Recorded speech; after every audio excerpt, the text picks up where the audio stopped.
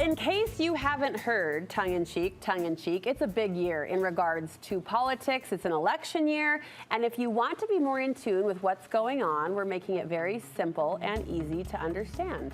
From primaries to debates, knowing pivotal dates isn't just about politics, it's about empowering yourself to make informed choices. So today, Tricia Bunderson with the Utah Civics Project joins me to share some important dates to mark on the calendar. Tricia, it's great to meet you. Well, thank you. It is great to be here. The Utah Civics Project, this popped up on my Instagram feed and I was unfamiliar. So tell me a little bit about it and what you do. Yeah, so the Utah Civics Project, we started about a year ago, and it's a group of about a dozen of us, and we just really saw a need for bite-sized civics education for everyday Utahns. So personally, I grew up in Utah, and after finishing college, I moved out of state for several years and then came back. And it took me quite a while to figure out Utah's unique elections process. And so what is a caucus? Why are conventions so important? Primaries, open or closed? I just really wanted to understand how these things worked, and it would have been helpful to have someone to walk me through that. And so that's what the Utah Civics Project aims to do. Excellent, excellent. I think so many women, you know, as you described, are out there kind of on the edge of their seats wanting to know more. These are smart women. These are educated women that have a voice. And I think it's a matter of, like you said, knowing. And some of that starts with dates and schedules and calendaring, which is where we'll kind of guide our conversation today as you teach us and educate us along the way. So some important dates to note. March 5th is caucus night. How do you define a caucus? Yes, so caucus is a gathering of voters of the same political party, and it is from an individual precinct or just your neighborhood. So a precinct usually includes about 1,200 voters. That can vary a little bit depending on your area. Now, what's wonderful about a caucus, and you know, even a bit charming, is just how small and grassroots it is. I think for the same reason people can discount it or throw it aside. Why is it so important?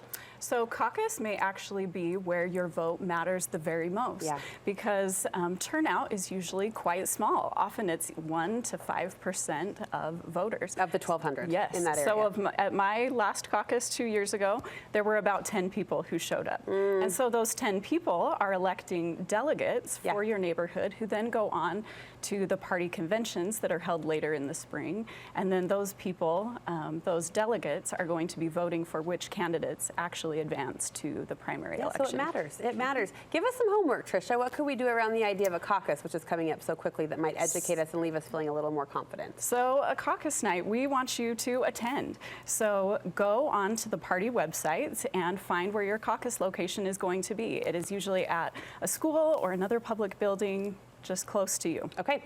Over the next 6 to 8 weeks, we're going to see some conventions pop up, both on the county level and also the state level.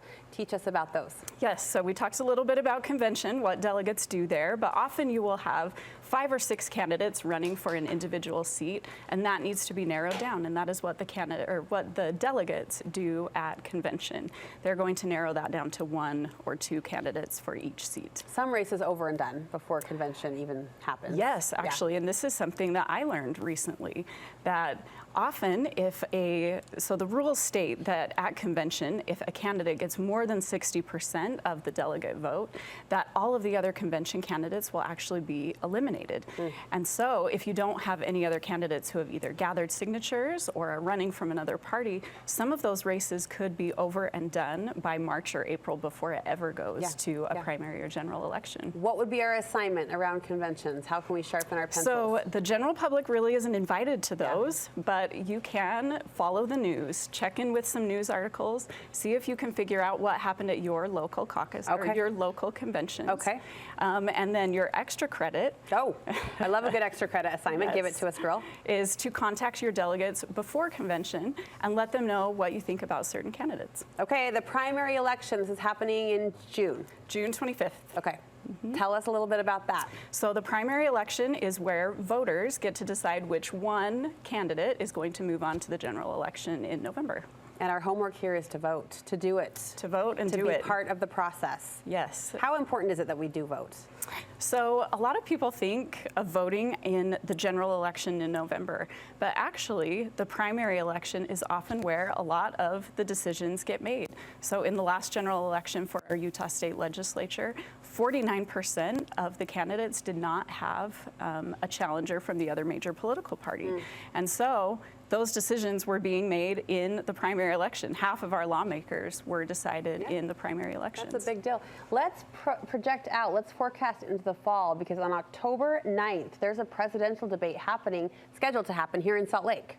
Yes, October 9th. So we are hosting the third and final presidential debate here at the University of Utah. Very exciting. Is it unique to host? So we hosted the vice presidential debate back in 2020, but this is the first time we've hosted the presidential debate. And this will be a worldwide audience. Yes, for sure. 100 million viewers worldwide. It's a big deal. October 9th, we can get excited about that. So our homework is to watch. Yes, watch. And then debates are an interesting format for learning about candidates. Yeah. I would also recommend that you read afterwards. Pick a right-leaning source, a left-leaning source, and a fact-checking website, and that will give you a lot of context surrounding some of the issues that we're talking about. So a balanced analysis afterward you find to be valuable. I would agree with that. And then November 5th, the big day.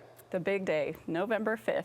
Mark that on your calendars. All right, Election Day. What's our homework around that? Just to vote, and also get 3 friends to vote. It's such an interesting year, I think, for many of the reasons we've already described, but I do think there's a swell and an energy around this particular year, for good or for bad, and I think women are eager to be educated and be part of the process, and I appreciate that you're doing that and helping them do that. How can we learn more from you? Yeah, you can find us primarily on Instagram and Facebook, Utah Civics Project. All right, we'll meet you there. Thank you so much, Tricia. Thank Great you. job. Nice to meet you.